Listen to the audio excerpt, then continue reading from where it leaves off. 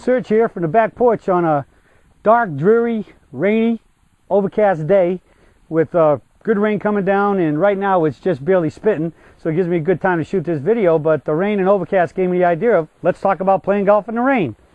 And fortunately most of us don't have to do it. We can just say, I'll skip this day. But what about those times you're in a tournament and the course isn't getting unplayable and you still have to play in the rain? So if you're prepared like the Boy Scouts, you can usually do a better job at playing in the rain and still shooting a good score. And the first thing is number one, most importantly, you have to stay dry. So you need all the things that are going to help you stay dry. And number two is stay warm. And naturally, that's not a problem in the summertime when it's really hot, because that presents another set of problems I'll talk about. But like right now up here, it's only about 55 today, so one would have to worry about staying warm. So let's start with the most important things that we start with, the umbrella. Always good to have an umbrella, and it's best to get a big umbrella. This is what they call the 64-incher, I believe. This is a gust buster one. It's one that works best in the rain, when it's raining and the wind is blowing also. And I like gust busters a lot, and you can go online and find those. They're a great umbrella. As you notice, hanging here is a towel. It's always good to keep 1 or 2 towels under the umbrella so that you can come in here and wipe your clubs off. Most of the time you see players in between shots, they might even hang their golf gloves up here. Now when you have a caddy, he can be holding the umbrella while the player's in here, you know, wiping his grips off and finding the dry glove and everything else. But if you're, so to speak, walking or riding in a cart and you don't have a caddy, you got to take care of all this yourself. So you have to get pretty good at kind of holding it up here and taking your grip and trying to wipe your grip down and everything else to keep it warm. So you can practice that, but this is the number one priority you have to have. Number two, you can't hit a golf ball holding an umbrella. You could probably line your putts up and things like that, and even if you had a caddy, the caddy has to, he can stand over you until it's ready to hit, and then he has to walk away, because you can't have the umbrella there while you're swinging, or at least it'd be pretty hard to swing, but you know, you could do it putting, but that's against the rules. So caddies help, but when you don't, you gotta rough it out. So another important thing is when I have to put this umbrella down, all right, and go hit a ball, if you're out in the rain enough, you're wearing a hat like this, the hat's going to get really wet and get soggy, and the visor could even get wet, and water keeps dripping down it. That's why sometimes on TV you see they turn their visor, their hat or their visor around, and they putt so at least it's not dripping off the top. Well, a thing that I like to do when it rains is I found one of these hats, and it was in one of the major you know, the big catalogs like Harrington or one of the other ones. I forget which one it was, but these are great because this has been treated, and they say they use these out. It's called a Seattle hat or something. They use them out there. It's been thoroughly treated, totally waterproof, and you can wear this thing all day in the rain, and it doesn't bother you, and it covers your back neck so it doesn't drip down your back, and it's deep enough in here, and most of the cases you can just flip it up a little bit when it's time to putt or hit a shot, and the water will drip out the sides and not come down the front. So these are great. And especially really good when you reach colder weather, because once your hat gets wet and your head gets wet, your hair gets wet, and we lose the greatest amount of heat through our head. So I think these are great, and I always have this in the car.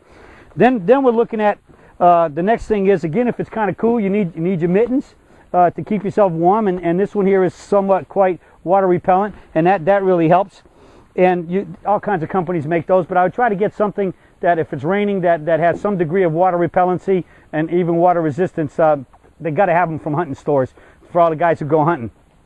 So those are great. And then you got your rain gear. As you can see, I have starting off from the ground up, I have my all-weather shoes, which are water resistant. I mean, I can walk through puddles in these. You have to have those, and normally, naturally, if it's cool and colder, I'm going to be wearing, you know, extra warm socks to keep my feet warm, because again, the two things that get colder the fastest is your head and your hands and your feet. Those 3 things, and you got to really take care of those. And then I have my rain jacket. I'm going to start with probably the least kind. You can have just a sleeveless. This is a total zip up sleeveless Pro Grip, one of the better ones, one of the more expensive ones. But you have to, when you buy these things, you have to read the labels to make sure, are you just getting water resistance? Are you getting water repellent? Are you getting waterproof? And I mean, naturally, as you go up from resistance to repellent to waterproof, they get a little bit more expensive, because this will keep you dry. This Pro Grip is about as good as it gets, and you can see it's sleeveless. So naturally, I wouldn't be wearing this today. I'd be wearing this in the summertime.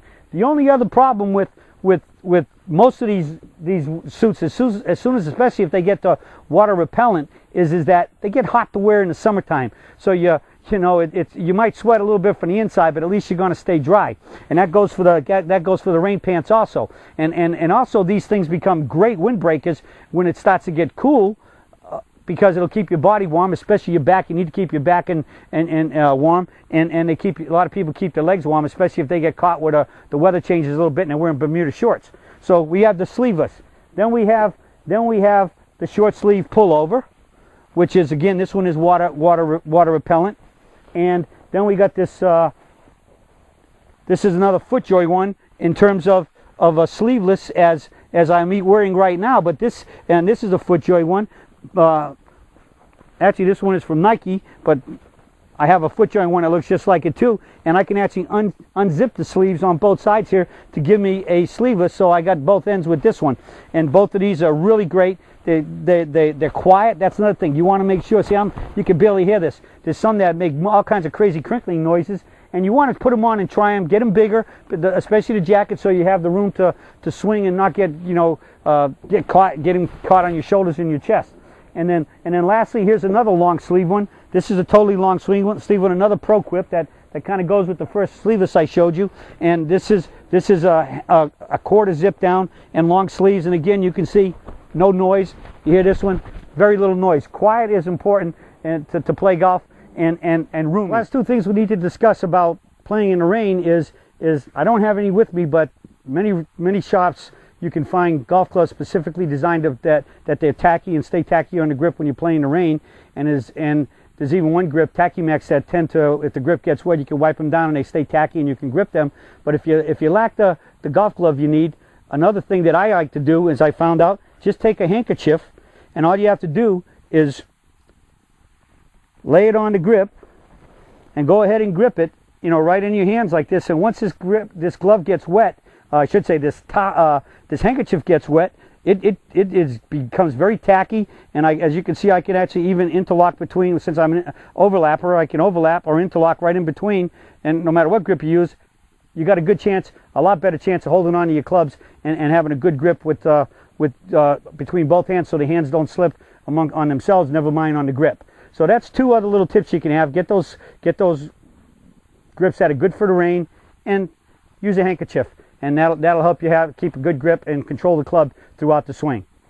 Well, that's it for the search today, and I'll be talking to y'all again soon.